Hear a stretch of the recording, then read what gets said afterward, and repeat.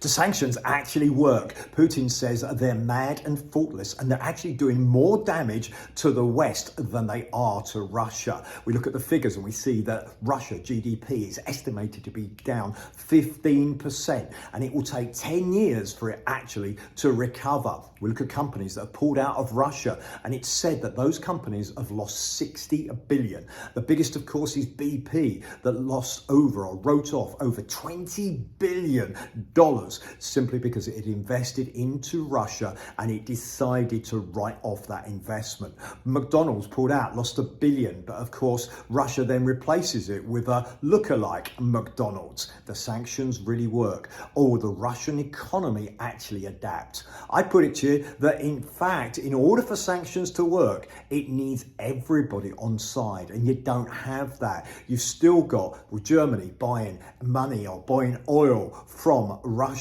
They have to put in the sanctions firmly, faster. And yes, the German economy will suffer if they do, but it's the only way if you're going to have an effect. And bigger still is China. China actually has to join in with the West in order for sanctions really to be effective. You see, it's all right saying, we got sanctions in, the West is strong. You're right. Okay, in fact, the world needs the West. Russia needs the West, but also there's big markets in India, in China. So Russia just switches around the way it sells its oil and its other natural resources to other countries. It adapts. And of course, that in turn means the economy keeps going. Right now, the ruble is back to where it was before the war. And we're actually seeing a world where we've got a split world where you're having China, Russia, India, those countries together, the West pulling together to some extent, but there's even a split there. You see a split in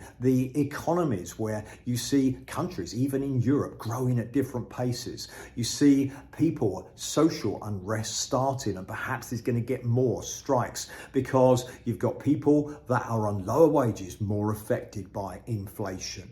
Do sanctions work, or do they just cause damage to the people that put those sanctions in? It's a really controversial subject. I would actually say that we need better solutions or everybody joining in. Okay, what do you think? What's your thoughts on sanctions? Do they really work, or actually should we be in a situation where we look at other measures in order to combat the situation in Russia and Ukraine?